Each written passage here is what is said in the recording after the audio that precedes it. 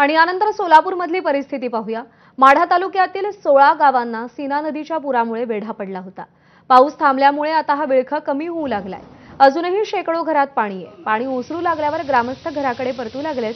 परिसरात मृत्युमुखी पडलेली जनावरं दिसतायत आणि यामुळे काळीज पिळवटून जाणारं दृश्य दिसतंय।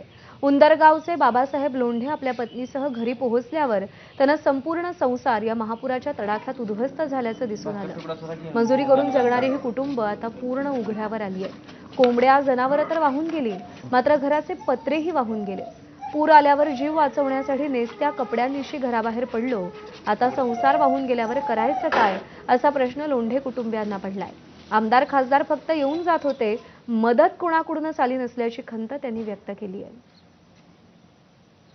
आता पूर आल्यामुळे सगळे घरातील सगळं उद्ध्वस्त झाले। आता आम्ही स्थलांतर केलं होतं, पण तिथून आल्यानंतर बघतोय तर घरात काहीही नाही।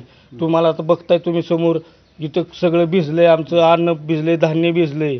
आता करून काय खाईन म्हणत तर आमच्यापाशी काय नाहीये। जवळजवळ 10 फूट पाणी होतं इथं आणि घरातील सगळ्या वस्तू, अनाज, धान्य, पाणी सगळं भिजलं, करा आलं त्याला। आता साफसफाई करायला लागलोय, पाकच भिजलं। अतिशय कष्टाने आम्ही प्रपंच उभा केलेला होता। आम्ही काय नोकरदार उद्योगपती नाही आणि त्यामुळं आता इथून पुढचं म्हणजे सावरणं ठीकच नाही। आता काय सगळंच म्हणजे आमचा प्रपंचच पाक भिजलाय सगळा। सगळी नुकसानी झाली, भांडं राहिलं नाही, चिमडवर पीठ राहिलं नाही, काय आपलं असलेलं घरातलं धान्य राहिलं नाही, सगळं पाण्यात वाहून गेले। हाय असं आम्ही एका अंगावरच्या कपड्यावर तिथं 4-5 दिवस झालं आहो। घरातलं सगळं छावणीत होतो, तिथं असलेलं काही घासभर खाऊन तिथं आपलं आधाराने बसलो आणि माझा मातंग समाज पूर्ण पाण्यात आहे। आमची व्यवस्था करा, आमची सोय करा। आता आम्ही आलो तर आम्हाला प्यायला सुद्धा पाणी नाही घरात साहेब, आणि हो अशी अवस्था झाली सध्या घराची, सगळं वाहून गेले।